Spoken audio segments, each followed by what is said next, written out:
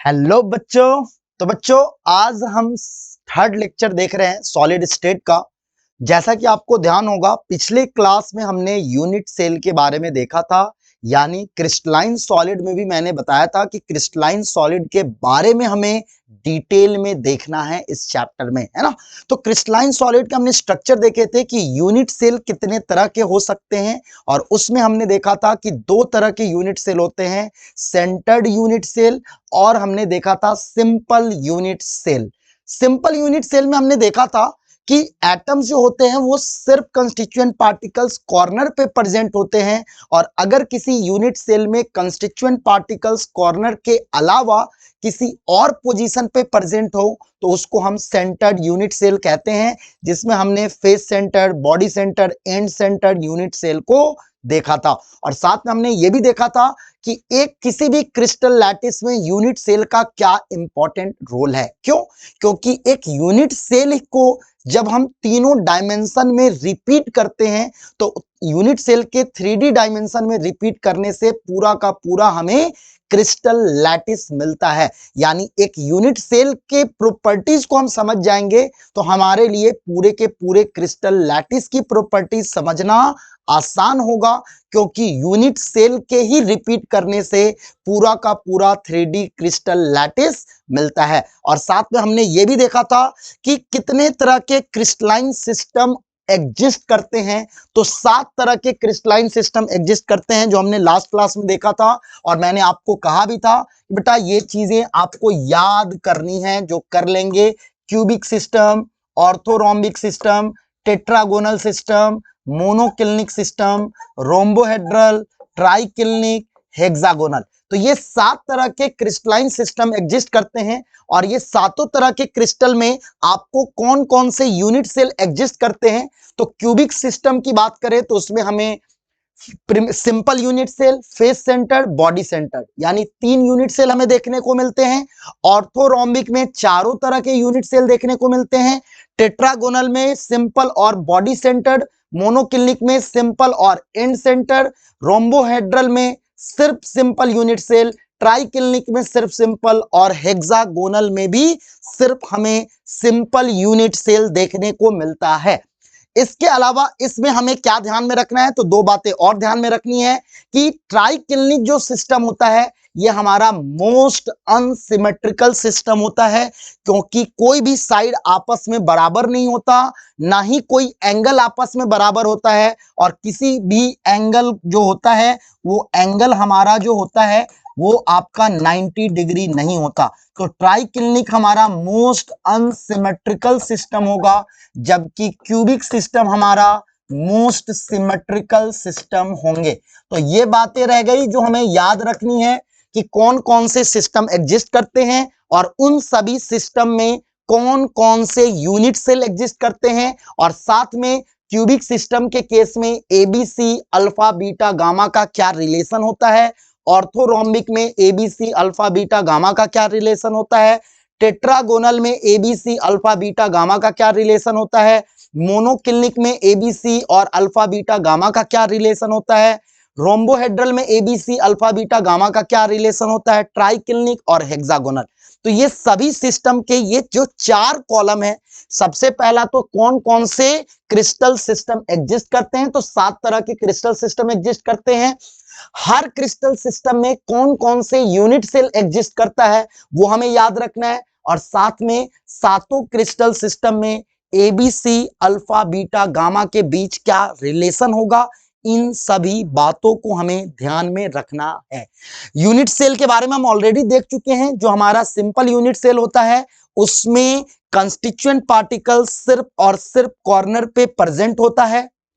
Face centre unit cell में constituent particle corner के अलावा आपके फेस सेंटर पे प्रेजेंट होता है। फेस सेंटर कैसे निकालते हैं वो भी हमने बताया था कि जिस पॉइंट पे फेस डायगोनल इंटरसेक्ट करता है उस पॉइंट को हम फेस सेंटर कहते हैं। बॉडी डायगोनल जिस पॉइंट पे कट करता है उसको हम बॉडी सेंटर कहते हैं। बॉडी सेंटर के केस में आपका कंस्टिट्यूएंट पार्टिकल कॉर्नर पोजीशन के अलावा बॉडी सेंटर पे प्रेजेंट होता है। एंड सेंटर्ड यूनिट सेल में कंस्टिट्यूएंट पार्टिकल कॉर्नर पोजीशन के अलावा दो अपोजिट फेस के सेंटर पे प्रेजेंट होता है। तो ये रही बात जो हमें ध्यान में रखनी है। उसके फिगर हम देख लेते हैं। जैसे मैंने बताया 7 क्रिस्टल सिस्टम के बारे में, तो आप देख सकते हो ये एबीसी अल्फा बीटा गामा, ये 6 पैरामीटर होता है जिसके बेसिस पे हम किसी भी क्रिस्टल सिस्टम को डिफाइन करते हैं।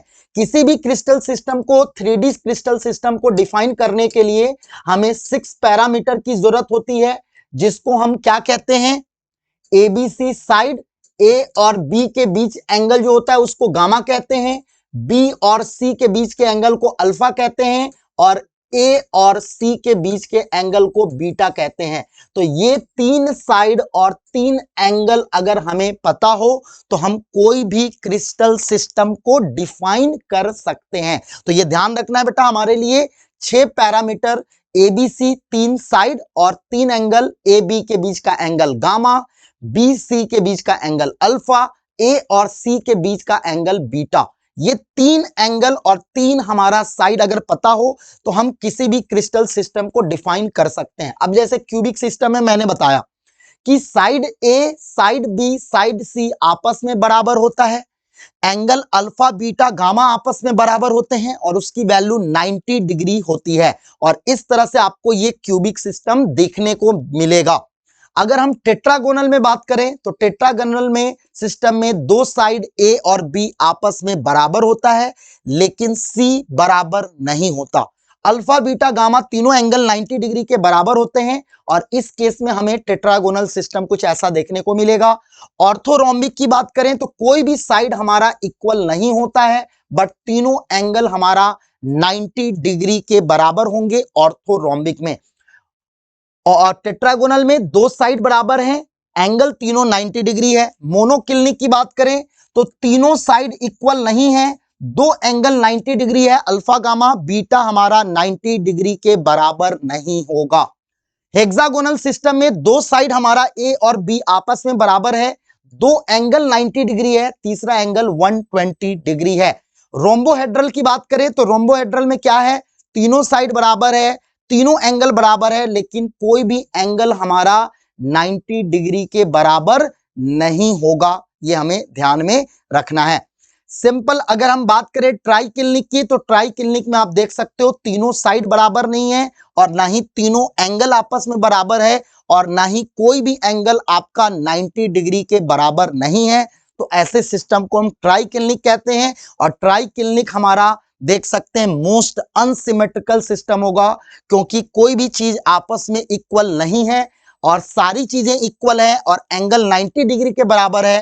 तो क्यूबिक सिस्टम हमारा मोस्ट सिमेट्रिकल सिस्टम होगा।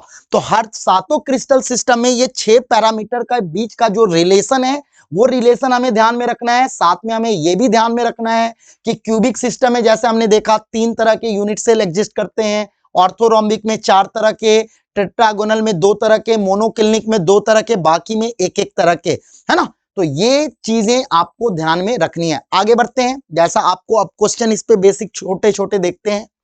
Which primitive unit cell has unequal edge length and all axial angle different from 90 degree? ध्यान दो, कह रहा कौन सा ऐसा सिस्टम है जिसके सारे एज लेंथ अनइक्वल हैं और सारे के सारे जो एंगल है वो 90 डिग्री से डिफरेंट है।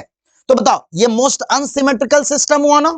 मोस्ट अनसिमेट्रिकल सिस्टम जिसको हम ट्राइक्लिनिक कहते थे, तीनों साइड अनइक्वल है और कोई भी एंगल 90 डिग्री के बराबर नहीं है।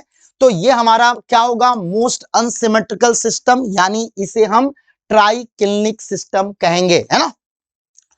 इसके बारे में चलो अभी आपको नहीं आता तो इस क्वेश्चन को हम अभी छोड़ देंगे। ये मैं आपको कुछ इंपॉर्टेंट क्रिस्टल सिस्टम, कुछ इंपॉर्टेंट कंपाउंड्स कौन से क्रिस्टल सिस्टम को एग्जिस्ट करते हैं उसके बारे में मैं आखिरी में डिस्कस करूंगा, जो जो आपके सिलेबस में है। तो ये चीजें अभी हमने नहीं पढ़ी है तो इस क्वेश्चन को अभी रहने देते हैं। आगे बढ़ते हैं। In a monoclinic unit cell the relation of side and angle are respectively. तो आप देख सकते हो मोनोक्लिनिक में अभी बताया गया था कि मोनोक्लिनिक सिस्टम में क्या होगा, तीनों साइड बराबर नहीं होंगे, 2 एंगल 90 डिग्री के बराबर होगा, तीसरा एंगल 90 डिग्री के बराबर नहीं होगा। तो आप इसमें चेक कर लो कि कौन सा हमारा सिस्टम है जिसमें तीनों साइड बराबर नहीं है। तो ये तीन तरह के सिस्टम है, दो एंगल हमारा 90 डिग्री होना चाहिए, तीसरा एंगल 90 डिग्री नहीं होना चाहिए। तो ऐसा सिस्टम हमें सी में देखने को मिल रहा। तो मोनोक्लिनिक सिस्टम में क्या होगा, तीनों साइड आपस में इक्वल नहीं होंगे, दो एंगल हमारा 90 डिग्री के बराबर होगा, तीसरा एंगल 90 डिग्री के बराबर नहीं होगा। तो ये बातें हमें ध्यान में रखनी है। आगे बढ़ते हैं यार। जैसा अब हमने जो भी यूनिट सेल देखा था कि यूनिट सेल कितने तरह के होते हैं, लेकिन अब यूनिट सेल की हम थोड़ी डिटेल में स्टडी करने जाएंगे। अभी तक हमने ये देखा था ना, यूनिट सेल को हमने बस डिफाइन किया था कि सिंपल यूनिट सेल में कंस्टिट्यूएंट पार्टिकल सिर्फ कॉर्नर पे प्रेजेंट होगा और सेंटर्ड यूनिट सेल में कंस्टिट्यूएंट पार्टिकल कॉर्नर के अलावा किसी और भी पोजीशन पे प्रेजेंट होंगे। तो यहां पे जैसे आपको बताया जा रहा कि सिंपल यूनिट सेल के बारे में हमने पहले भी देखा था, कंस्टिट्यूएंट पार्टिकल्स कहां प्रेजेंट है, कॉर्नर पे। और जैसा आपको मैंने पहले भी बताया बेटा, हमें डिटेल में किसके बारे में पढ़ना है, ध्यान होगा आपको मैंने बताया था 7 तरह के क्रिस्टल सिस्टम होते हैं, लेकिन हमें डिटेल में पढ़ना है क्यूबिक सिस्टम के बारे में। तो एक क्यूब में 8 कॉर्नर होते हैं, यानी सिंपल क्यूबिक यूनिट सेल। हम सिंपल क्यूबिक यूनिट सेल की बात करें तो सिंपल क्यूबिक यूनिट सेल में कंस्टिट्यूएंट पार्टिकल्स आठों के आठों कॉर्नर पे प्रेजेंट हैं, जो कि आप यहां पे देख सकते हैं। एक क्यूब में 6 फेस होते हैं, तो 6 फेस सेंटर होगा। हर क्यूब में आपका एक बॉडी सेंटर होता है ना। तो यहां पे ध्यान दें, अगर हमारा कंस्टिट्यूएंट पार्टिकल्स क्यूब के आठों कॉर्नर पे प्रेजेंट होगा तो उसको हम सिंपल यूनिट सेल कहेंगे।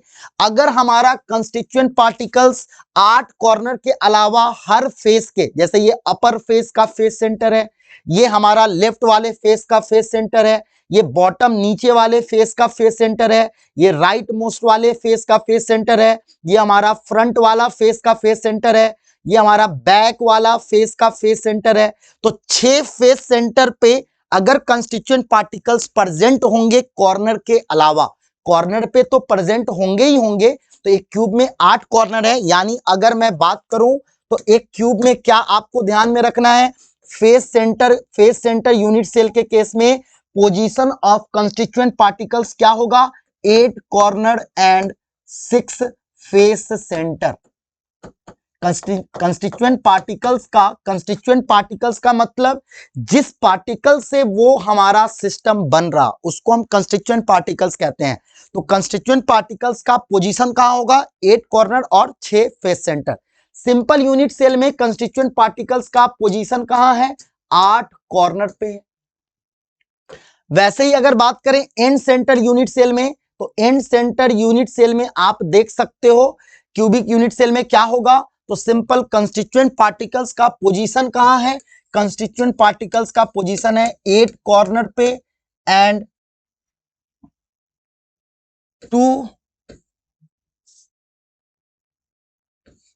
Face centre of opposite faces. कोई भी दो अपोजिट फेसेस के फेस सेंटर पे आपका क्या होगा, कंस्टिट्यूएंट पार्टिकल्स प्रेजेंट होंगे।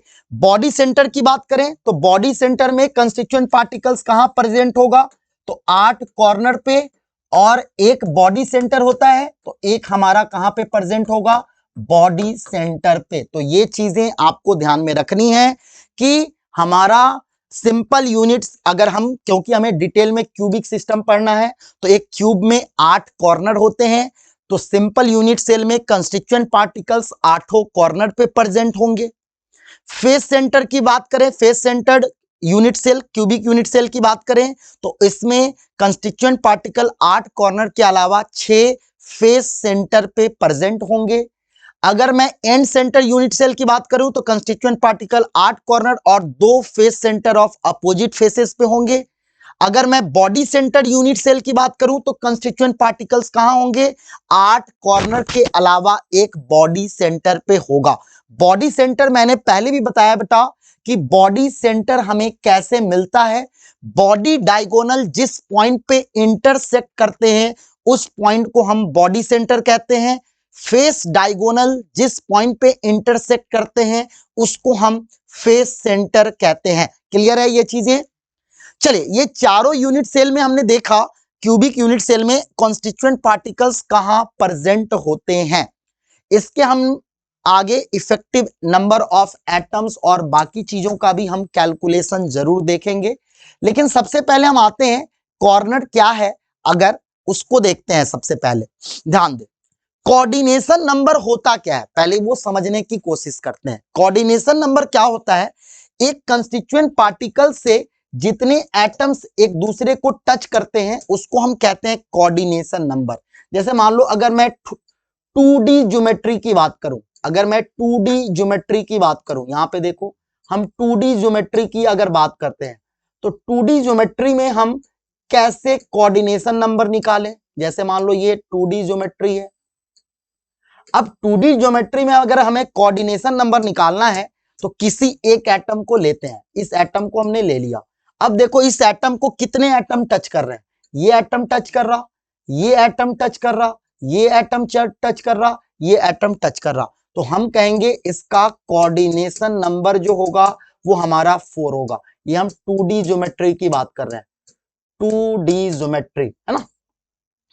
सिमिलरली अगर मान लो मैंने आपको एक तो हमने स्क्वायर क्लोज पैकिंग, ये हमारा 2D ज्योमेट्री का कौन सा पैकिंग है, इसको हम कहते हैं स्क्वायर क्लोज पैकिंग।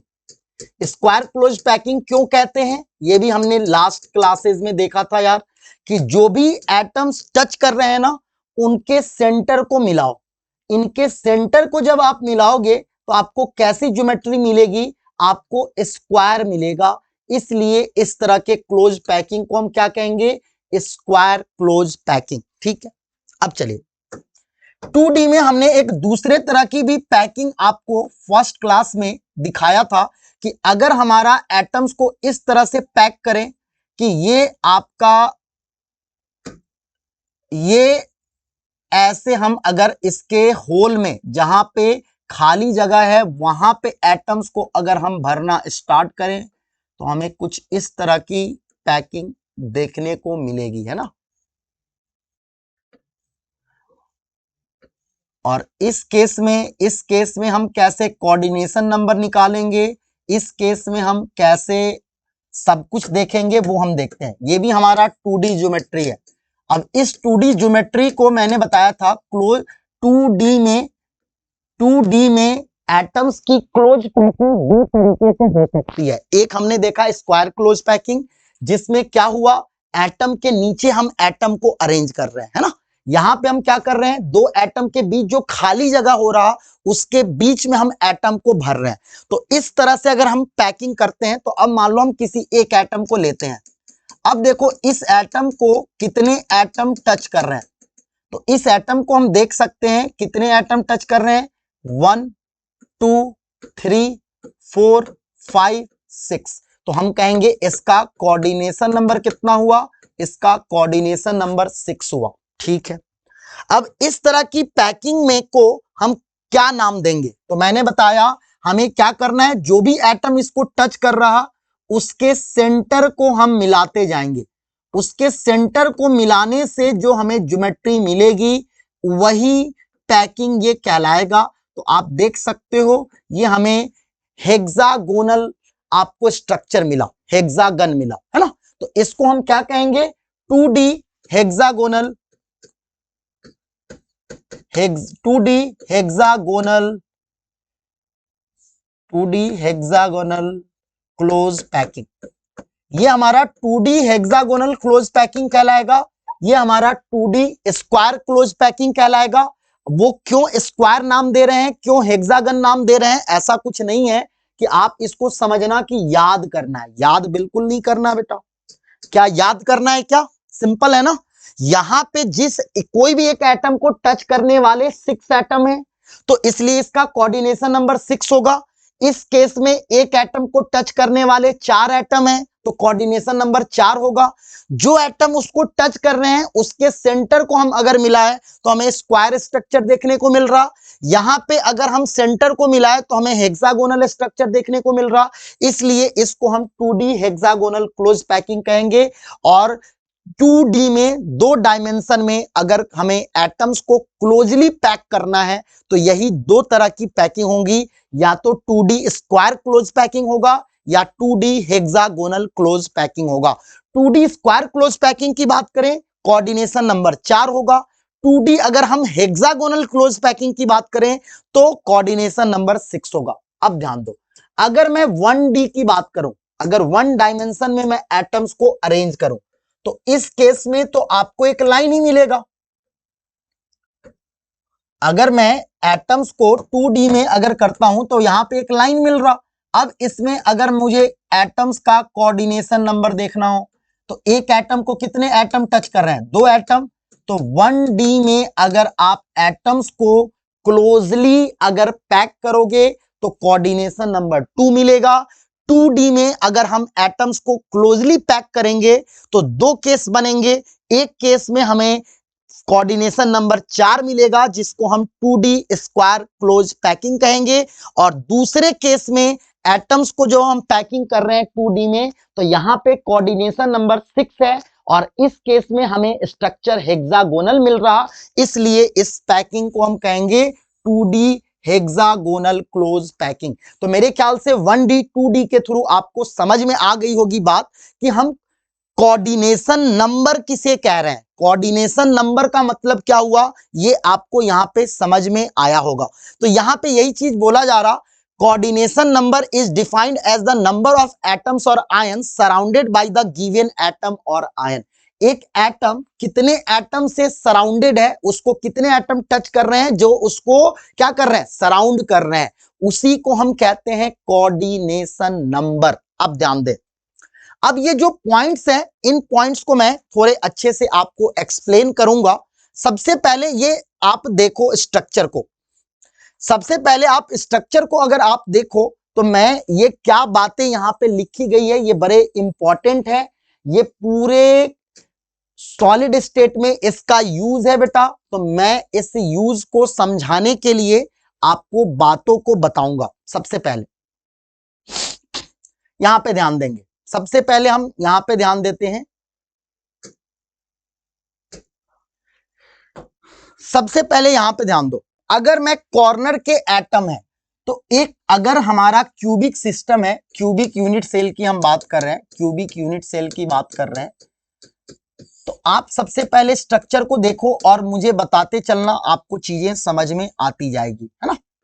देखेंगे सबसे पहले यहां पे समझें, अगर कोई हमारा क्यूबिक यूनिट सेल है, अगर हमारा क्यूबिक यूनिट सेल है तो आप देखो एक एटम को कितने एटम सराउंड कर रहा। जैसे मान लो ये कॉर्नर पे एटम है, ठीक है, तो जो एटम क्यूबिक यूनिट सेल में कॉर्नर पे है उसका इस एक यूनिट सेल के अंदर कितना कंट्रीब्यूशन है, इसको हम समझना चाहते हैं। तो कैसे समझेंगे, उसके लिए आपको 3D स्ट्रक्चर को देखना होगा। सबसे पहले यहां पे देखो ये एटम है, अब इस एटम जो है वो किसी यूनिट सेल के कॉर्नर पे है, तो यहां से देखो आपको कितने यूनिट सेल मिलेंगे। सबसे पहले देखो आ रहा समझ में, इस पोर्शन में भी एक यूनिट सेल होगा, इधर लेफ्ट में भी एक यूनिट सेल होगा, राइट में भी होगा, सारे जगह होंगे। यानी 4, एक कॉर्नर पे जो एटम है ये आपका 8 यूनिट सेल से सराउंडेड होगा। 8 कैसे, तो 4 अंदर की तरफ होगा और 4 बाहर की तरफ होगा, और हर में देखो इसका इक्वल इक्वल पार्ट हर यूनिट सेल में जाएगा। ये वाला पोर्शन का आधा पार्ट नीचे वाले यूनिट सेल में, आधा पार्ट ऊपर वाले यूनिट सेल में, इस पोर्शन का आधा पार्ट नीचे वाले यूनिट सेल में, आधा पार्ट ऊपर वाले यूनिट सेल में, इस वाले जो पोर्शन है इसका आधा पार्ट नीचे वाले यूनिट सेल में, आधा पार्ट ऊपर वाले यूनिट सेल में, ये जो हमारा पोर्शन है इसका भी आधा पार्ट क्या होगा, नीचे वाले यूनिट सेल में, आधा पार्ट ऊपर वाले यूनिट सेल में। तो क्या हम कह सकते हैं corner atoms are surrounded bye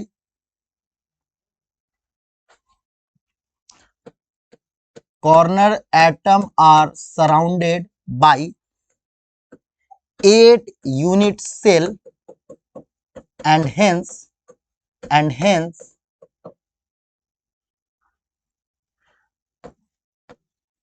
are equally surrounded by 8 unit cell and hence its contribution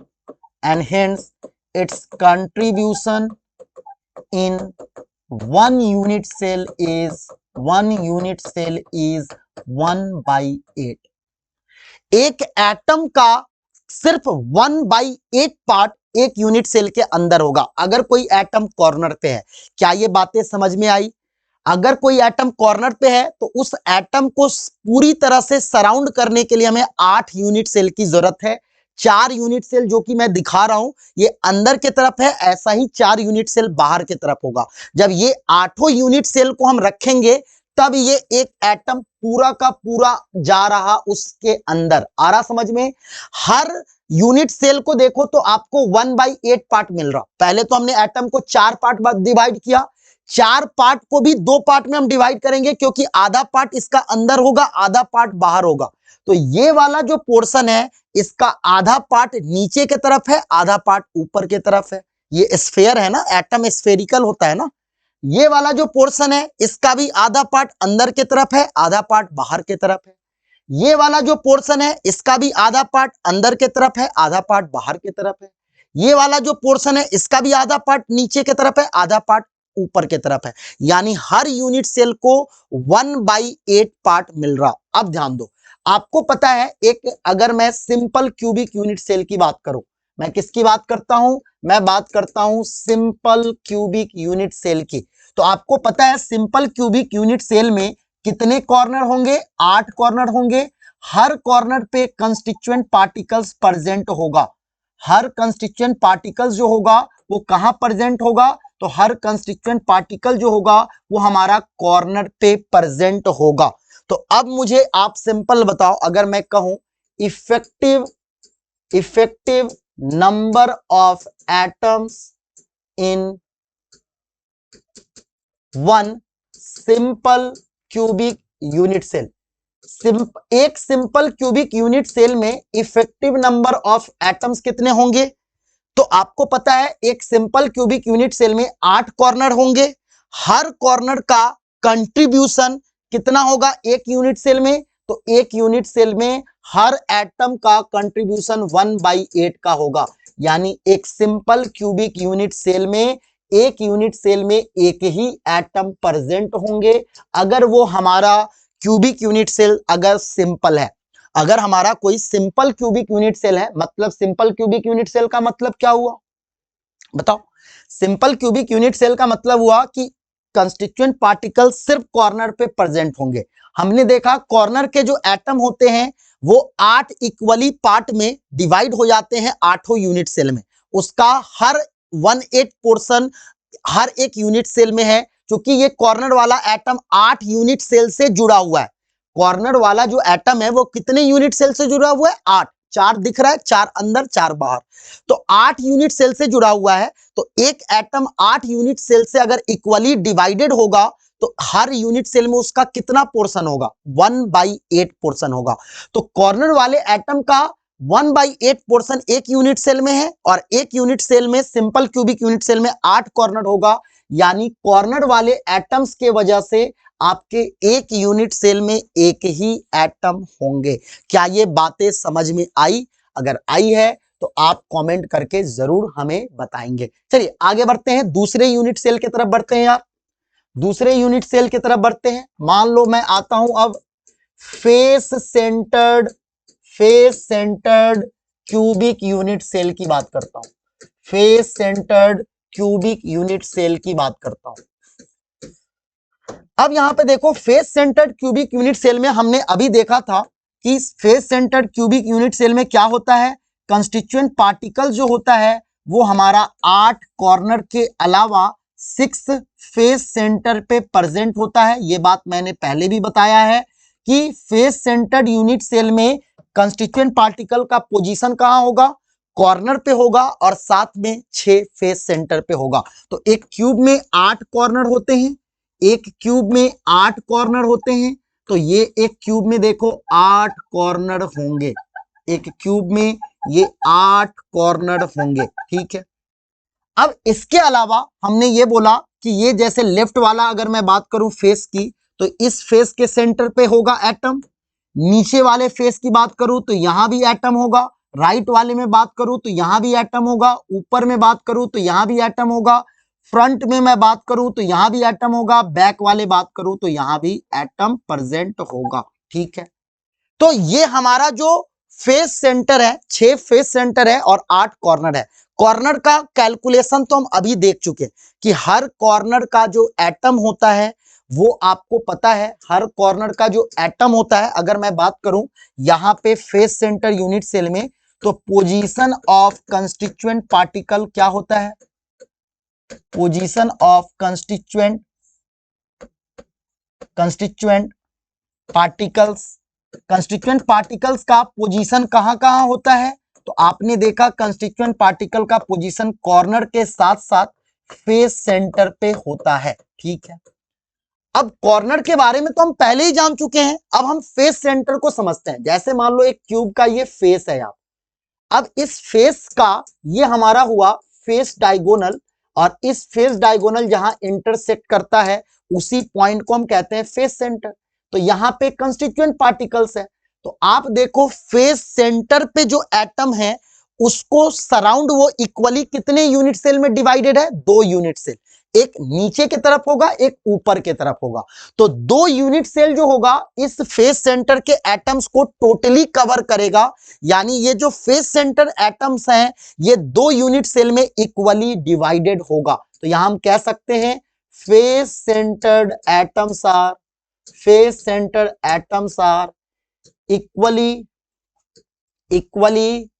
divided in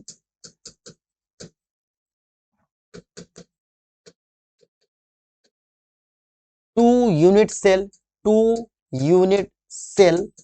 and hence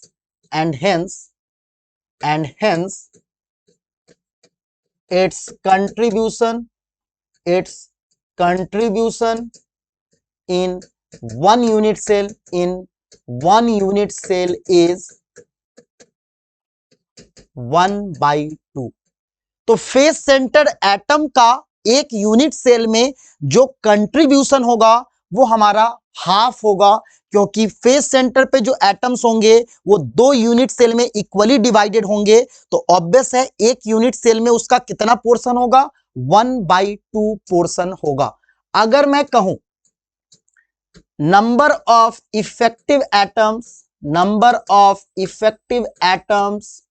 in one face centered cubic unit cell, face centred अगर मैं क्यूबिक यूनिट सेल में अगर देखूं effective number of atoms कितने होंगे, तो आपको पता है कंस्टिट्यूएंट पार्टिकल का पोजीशन क्या है, 8 कॉर्नर है और 6 फेस सेंटर है। अगर मैं यहां पे बात करूं क्यूबिक यूनिट सेल का, तो पोजीशन ऑफ कंस्टिट्यूएंट पार्टिकल्स तो पता ही आपको, ये हमने पहले भी बताया है, position of constituent particles in simple cubic unit cell. Simple cubic unit cell में कंस्टिट्यूएंट पार्टिकल का पोजीशन क्या है, तो वो आपको पता है 8 कॉर्नर। तो 8 कॉर्नर पे प्रेजेंट है। अगर सिंपल क्यूबिक यूनिट सेल की बात करें तो कंस्टिट्यूएंट पार्टिकल सिर्फ 8 कॉर्नर पे प्रेजेंट है, और हर कॉर्नर का कंट्रीब्यूशन हमने देखा एक यूनिट सेल में कॉर्नर एटम का कंट्रीब्यूशन एक यूनिट सेल में 1/8 है, 8 कॉर्नर है, तो इफेक्टिव नंबर ऑफ एटम 1 हुआ। यहां पे हमने देखा position of constituent particle 8 corner है, कॉर्नर का कंट्रीब्यूशन एक यूनिट सेल में 1/8 होता है, 6 फेस सेंटर है और फेस सेंटर का कंट्रीब्यूशन एक यूनिट सेल में 1/2 होता है। तो आप देखो तो फेस सेंटर्ड यूनिट सेल में इफेक्टिव नंबर ऑफ एटम्स जो होगा एक यूनिट सेल में वो हमारा 4 होगा। यानी फेस सेंटर यूनिट सेल के अंदर एक यूनिट सेल में इफेक्टिव नंबर ऑफ एटम 4 होते हैं, जबकि सिंपल क्यूबिक यूनिट सेल में इफेक्टिव नंबर ऑफ एटम सिर्फ 1 होता है, क्योंकि सिंपल यूनिट सेल में 8 कॉर्नर होते हैं, हर कॉर्नर का कंट्रीब्यूशन एक यूनिट सेल के अंदर 1/8 पोर्शन होता है। चूंकि एक सिंपल क्यूबिक यूनिट सेल में 8 कॉर्नर है, हर कॉर्नर का कंट्रीब्यूशन 1/8 का, तो इफेक्टिव नंबर ऑफ एटम सिर्फ और सिर्फ हमारा 1 होगा। चलिए आगे बढ़ते हैं यार। अब हम आते हैं बॉडी सेंटर्ड यूनिट सेल की बात करते हैं। Body centred cubic unit cell. अब बॉडी सेंटर्ड अगर क्यूबिक यूनिट सेल का मैं पहले फिगर आपको दूं तो क्या होगा, आपको मैंने बताया कि ये हमारा मान लो एक क्यूबिक यूनिट सेल हमने लिया। यूनिट सेल मैं बार बार कह रहा हूं बेटा क्या है, तो किसी भी क्रिस्टल सिस्टम का स्मॉलेस्ट पोर्शन होता है जिसको तीनों डायमेंशन में रिपीट करने से पूरा का पूरा लैटिस मिलता है। तो यहां पे आपको पता है कंस्टिट्यूएंट पार्टिकल्स का जो पोजीशन होगा वो पोजीशन क्या होगा, तो ये पोजीशन जो होगा वो हमारा 8 कॉर्नर होगा और एक हमारा बॉडी सेंटर होगा। बॉडी सेंटर क्या है यार, तो ये हमारा बॉडी डायगोनल है और ये बॉडी डायगोनल जिस पॉइंट पे कट करेंगे इसको हम कहते हैं बॉडी सेंटर। तो सबसे पहले पोजीशन ऑफ कंस्टिट्यूएंट पार्टिकल क्या होगा, position of constituent particles in body centered cubic unit cell। Body centred cubic unit cell की अगर हम बात करें तो पोजीशन ऑफ कंस्टिट्यूएंट पार्टिकल्स क्या होगा, तो ये आपका होगा 8 कॉर्नर और साथ में 1 बॉडी सेंटर। तो constituent particles body centre unit cell के केस में 8 कॉर्नर और एक बॉडी सेंटर में होगा। सबसे पहले बॉडी सेंटर देखो क्या है, ये मान लो इस जो कमरा है ये एक क्यूब की तरह हम एज्यूम करते हैं, तो बिल्कुल बीच में जो आएगा ना ये बॉडी सेंटर है। यानी बॉडी सेंटर पे जो एटम्स हैं वो एक यूनिट सेल के बिल्कुल अंदर हैं। यानी ये बॉडी सेंटर जो यूनिट सेल के बॉडी सेंटर पे जो एटम हैं वो सिर्फ और सिर्फ एक ही यूनिट सेल के अंदर है, ये किसी दूसरे यूनिट सेल में नहीं जा रहे हैं, ये बिल्कुल बॉडी के बीचों बीच अंदर है, बॉडी के बीच में है। यानी इसका दूसरे यूनिट सेल से कोई शेयरिंग नहीं हो रहा, इसलिए बॉडी सेंटर्ड एटम्स का कंट्रीब्यूशन एक यूनिट सेल में 1 होगा। हम कह सकते हैं ना body centred atom is shared by only one unit cell, and hence its contribution in one unit cell is 1। ये सिर्फ बॉडी सेंटर के जो एटम्स हैं ये सिर्फ एक ही यूनिट सेल के अंदर है, बिल्कुल बॉडी के अंदर है, बीचों बीच है, यहां पे है। तो ये देखो क्या ये बॉडी से बाहर जा रहा, नहीं जा रहा, तो ये पूरा का पूरा बॉडी के अंदर है, इसलिए इसका पूरा का पूरा एक एटम एक बॉडी के एक ही यूनिट सेल के अंदर है, इसलिए एक यूनिट सेल में इसका कंट्रीब्यूशन 1 होगा। क्लियर है ये बातें? अब ध्यान दो, अब हम यहां पे निकालें अगर effective number of atoms in one body centred cubic unit cell. एक body centre cubic unit cell में इफेक्टिव नंबर ऑफ एटम्स क्या होगा, तो body centre cubic unit cell में 8 कॉर्नर है, कॉर्नर वाले एटम्स 8 यूनिट सेल से शेयर्ड हैं, इसलिए एक यूनिट सेल में उसका कंट्रीब्यूशन 1/8।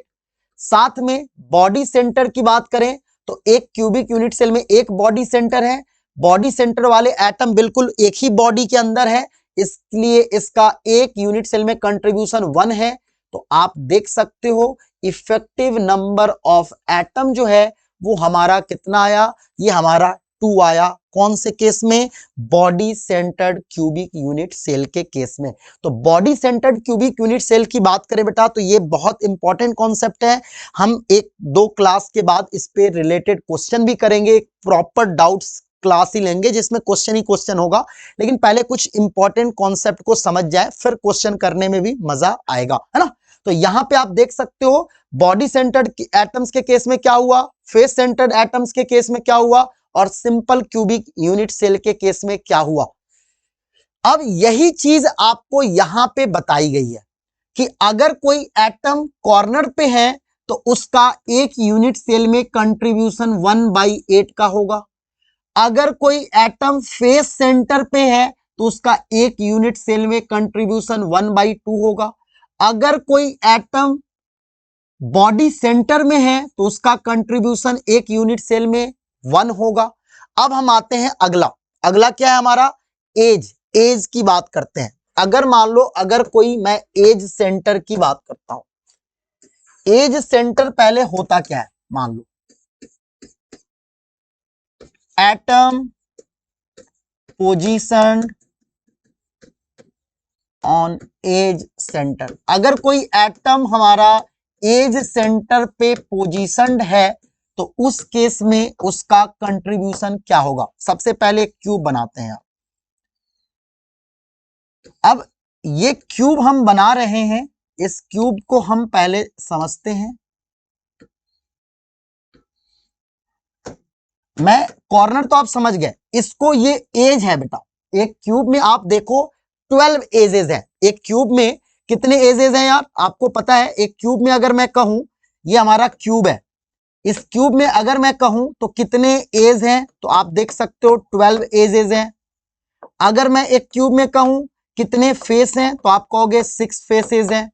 अगर मैं एक क्यूब में कहूं कितने कॉर्नर हैं तो आप कहोगे 12 कॉर्नर है। एक क्यूब में अगर मैं कहूं कितने बॉडी सेंटर हैं तो आप क्या कहोगे, बताओ। 1 बॉडी सेंटर मिलेगा हमें। एक क्यूब में अगर 6 फेस हैं तो कितने फेस सेंटर मिलेंगे, तो 6 फेस सेंटर मिलेगा। तो एक क्यूब के बारे में आपको यह जानना है। क्यों जानना है बेटा, क्योंकि हमें डिटेल में एक क्यूब के बारे में स्टडी करनी है। तो एक क्यूब में हम देख सकते हैं कि 12 एजेस हैं, 6 फेस हैं, 12 कॉर्नर हैं। हर फेस का फेस सेंटर, यानी 6 फेस है तो 6 फेस सेंटर।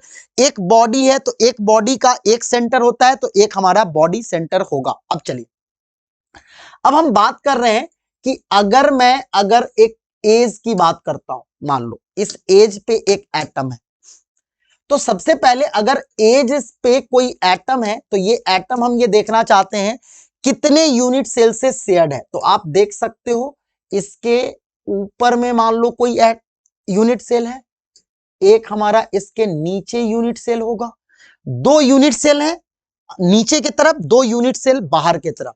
यानी अगर ये हमारा कोई एटम एज सेंटर पे है, एज के सेंटर को, जैसे ये एज हुआ, एज के मिडिल पॉइंट को हम एज सेंटर कहते हैं। तो अगर कोई एटम हमारा एज के सेंटर पे है, एज किनारा वाले के सेंटर पे है, बीच में है, मिडिल पॉइंट पे है, तो आप देख सकते हो एज सेंटर वाले एटम जो होते हैं वो 4 यूनिट सेल से शेयर्ड है, 2 अंदर की तरफ, 2 बाहर की तरफ। तो हम कह सकते हैं edge centred atoms are equally shared by 4 unit cell, 4 unit cell, and hence its contribution in 1 unit cell,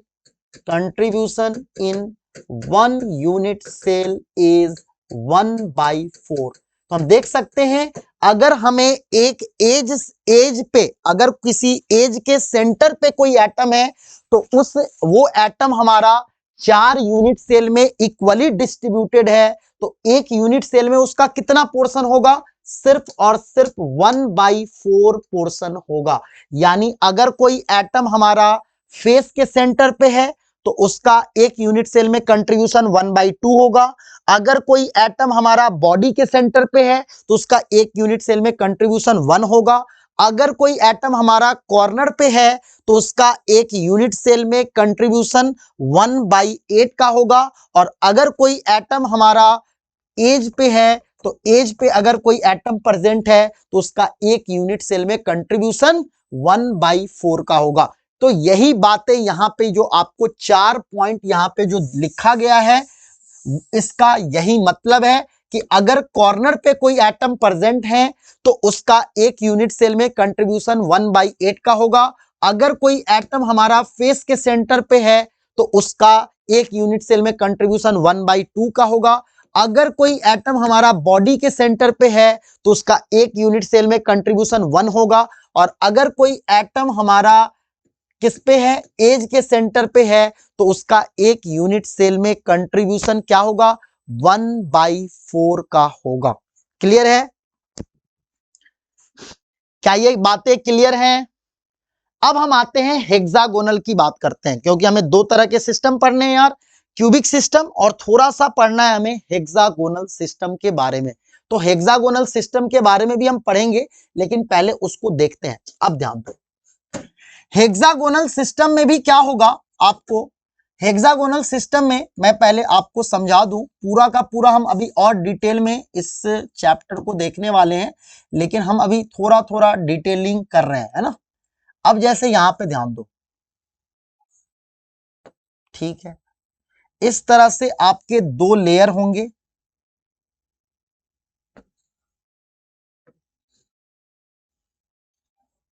ठीक है।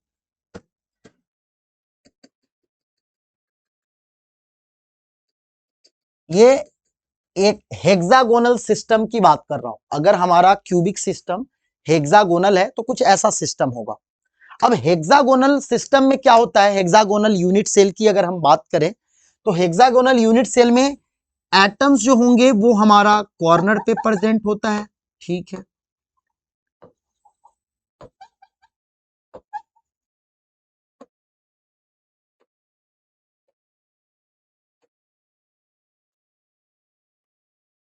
दो फेस है, अपर फेस, तो इसके भी फेस सेंटर पे, फेस सेंटर मैंने बताया ही है कि जो हमारा फेस डायगोनल बेटा जिस पॉइंट को कट करता है, इंटरसेक्ट करता है, उसी पॉइंट को हम कहते हैं फेस सेंटर। तो हमारा फेस सेंटर पे एटम होगा, फेस डायगोनल जिस पॉइंट पे इंटरसेक्ट करता है, इसी पॉइंट को हम कहते हैं face centre.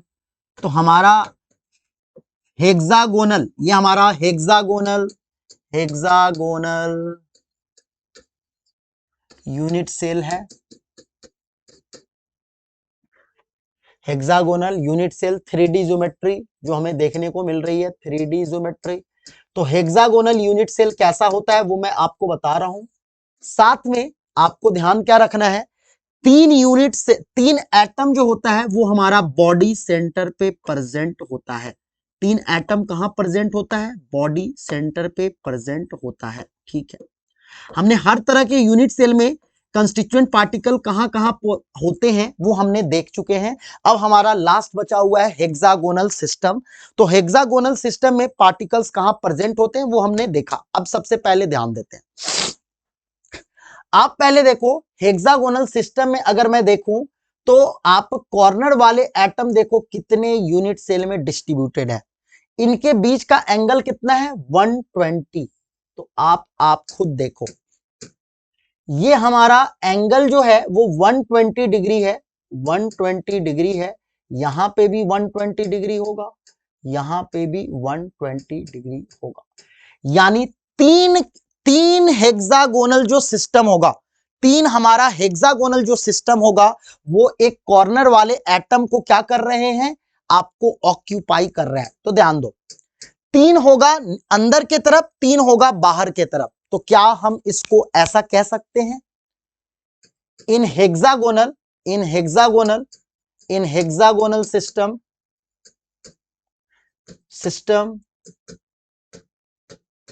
Corner corner atoms are equally equally shared by equally shared by 6 unit cell, and hence its contribution its contribution its contribution in one unit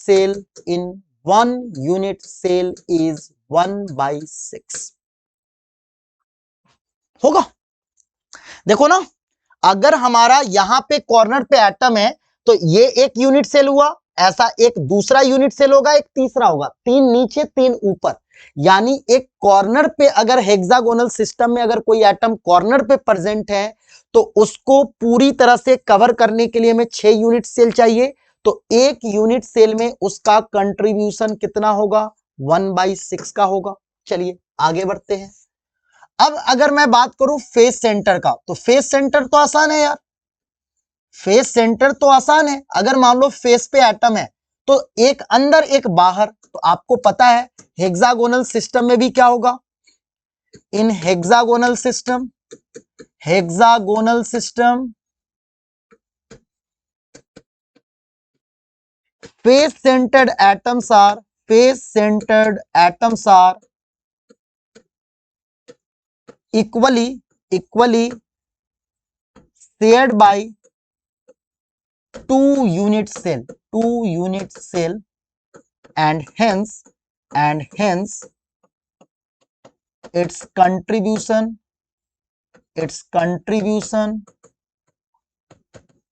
in one unit cell is 1/2। देखो यार, corner वाला अंतर क्यों आया? क्योंकि cubic system में angle 90 degree था, तो एक अंदर वाला 360 डिग्री कवर करने के लिए 4 यूनिट सेल अंदर की तरफ, 4 बाहर की तरफ। लेकिन हेक्सागोनल सिस्टम में एंगल 120 डिग्री है, तो अंदर की तरफ कवर करने के लिए हमें 3 यूनिट सेल चाहिए और 3 यूनिट सेल हमें बाहर ऊपर की तरफ चाहिए, तो 6 चाहिए।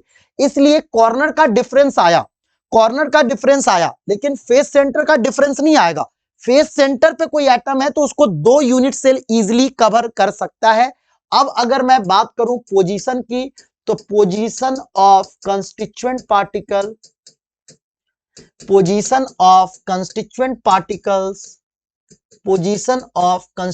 Particles in hexagonal unit cell, hexagonal close packing. Hexagonal close packing की अगर हम बात करें 3D पैकिंग की, तो इसमें कंस्टिट्यूएंट पार्टिकल्स का क्या पोजीशन है? तो आपने देखा 12 corner, 2 face centre and 3 body centre. 3 कितने? Body centre.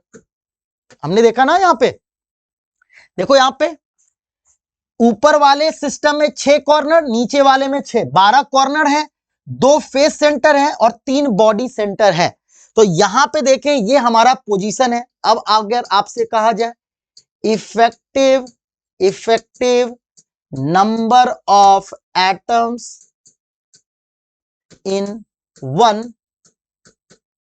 Hexagonal unit cell, hexagonal unit cell, एक यूनिट सेल में इफेक्टिव नंबर ऑफ एटम कितने होंगे? तो 12 कॉर्नर है, कॉर्नर का कंट्रीब्यूशन एक यूनिट सेल में 1/6 होगा। 2 फेस सेंटर है, फेस सेंटर का कंट्रीब्यूशन 1/2 होगा। 3 बॉडी सेंटर है, बॉडी सेंटर एक क्यूब में किसी भी सिस्टम में आपको पता है वो टोटली अंदर होता है। तो आप देख सकते हो हमारा एक हेक्सागोनल यूनिट सेल में इफेक्टिव नंबर ऑफ एटम 6 होंगे। हेक्सागोनल यूनिट सेल की अगर हम बात करें तो एक यूनिट सेल में इफेक्टिव नंबर ऑफ एटम 6 होंगे। अगर हम फेस सेंटर यूनिट सेल की, क्यूबिक यूनिट सेल की बात करें तो एक यूनिट सेल में 4 एटम्स होंगे। कहां उनका पोजीशन होगा? वो कितने एटम से, कितने यूनिट सेल से शेयर्ड हैं? बॉडी सेंटर में इफेक्टिव नंबर ऑफ एटम्स 2 आया। सिंपल क्यूबिक यूनिट सेल के केस में इफेक्टिव नंबर ऑफ एटम 1 आया, है ना। सिंपल क्यूबिक यूनिट सेल में इफेक्टिव नंबर ऑफ एटम 1 आया, क्योंकि सिंपल क्यूबिक यूनिट सेल में 8 कॉर्नर थे, हर कॉर्नर का कंट्रीब्यूशन 1/8, तो इफेक्टिव नंबर ऑफ एटम 1 होगा। बॉडी सेंटर में इफेक्टिव नंबर ऑफ एटम 2 आया। कैसे? तो 8 कॉर्नर, एक बॉडी सेंटर, 8 कॉर्नर का कंट्रीब्यूशन 1/8, तो कॉर्नर के वजह से एक और एक बॉडी सेंटर के वजह से। Face centre cubic unit cell में आपको इफेक्टिव नंबर ऑफ एटम 4 आया, क्योंकि 8 कॉर्नर के वजह से एक एटम और 6 फेस सेंटर के वजह से 3 एटम। फेस सेंटर का कंट्रीब्यूशन क्या होता है एक यूनिट सेल में? हाफ, तो 6 × हाफ 3, तो फेस सेंटर के वजह से 3 और कॉर्नर के वजह से 1, तो टोटल 4।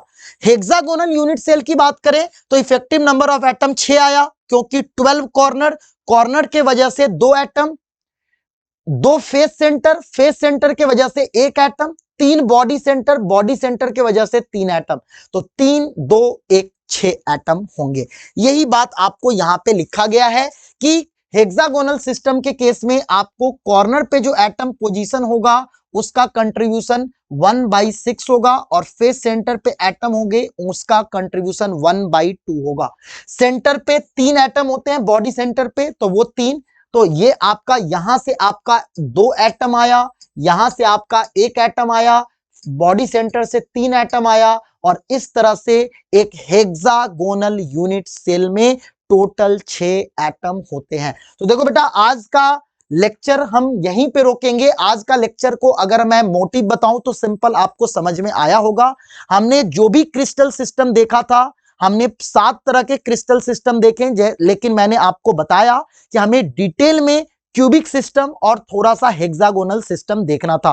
तो क्यूबिक सिस्टम में जो हम बात कर रहे थे कि 3 तरह के सिस्टम एग्जिस्ट करते हैं, कौन कौन से, तो simple cubic unit system, body centred unit system और फेस सेंटर्ड यूनिट सिस्टम। तो उन तीनों सिस्टम में अगर हम बात करें, हमने यही देखा था ना, कि हमने ये देखा था ना आज की क्लास में कि क्यूबिक सिस्टम में 3 तरह के यूनिट सेल एग्जिस्ट करते हैं, simple, face centre, body centre.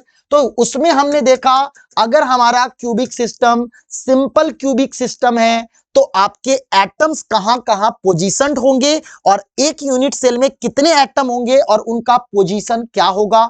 दूसरा, हमें क्यूबिक सिस्टम में face centred cubic unit cell पढ़ना है।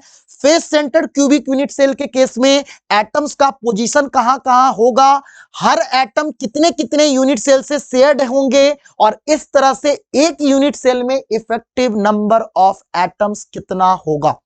साथ में हमें तीसरा पढ़ना है क्यूबिक यूनिट सेल में body centred cubic unit cell. तो उसके बारे में भी हमने यहां देखा कि बॉडी सेंटर्ड अगर क्यूबिक यूनिट सेल की बात करें तो उसमें एटम्स का पोजीशन कहां होगा, हर एटम एक यूनिट सेल में कितना पार्ट उसका एक यूनिट सेल के अंदर होगा, और इस तरह से बॉडी सेंटर्ड यूनिट सेल के एक यूनिट सेल में कितने नंबर ऑफ एटम्स होंगे। और साथ में हमें पढ़ना था क्या, हमें पढ़ना था हेक्सागोनल यूनिट सिस्टम। तो हेक्सागोनल यूनिट सेल के केस में एटम्स का पोजीशन कहां होगा और आपका एक यूनिट सेल में कितने इफेक्टिव नंबर ऑफ एटम्स होंगे, ये हमने आज की क्लास में देखा। क्योंकि यही 2 सिस्टम हमें पढ़ना है, सिंपल क्यूबिक यूनिट सेल और हेक्सागोनल क्लोज पैकिंग, और दोनों के बारे में हमने देख लिया कि दोनों टाइप ऑफ यूनिट सेल में कहां कहां एटम्स का पोजीशन होगा और एक यूनिट सेल के अंदर कितने नंबर ऑफ एटम्स प्रेजेंट होंगे।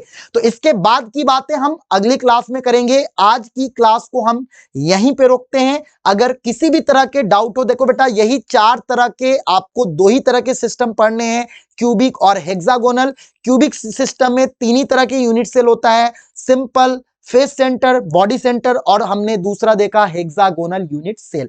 तो यही इसी के बारे में हमें डिटेल में पढ़ना है। इसके बाद हमें मोनोक्लिनिक सिस्टम के बारे में नहीं पढ़ना डिटेल में, बस वही जानना है मोनोक्लिनिक सिस्टम में 6 पैरामीटर्स कौन से होंगे, उनके बीच क्या रिलेशन होगा। तो आज की क्लास को हम यहीं पे रोकते हैं, मिलते हैं नेक्स्ट क्लास में। तब तक के लिए जय हिंद, जय Bharat. Thank you so much, bye bye.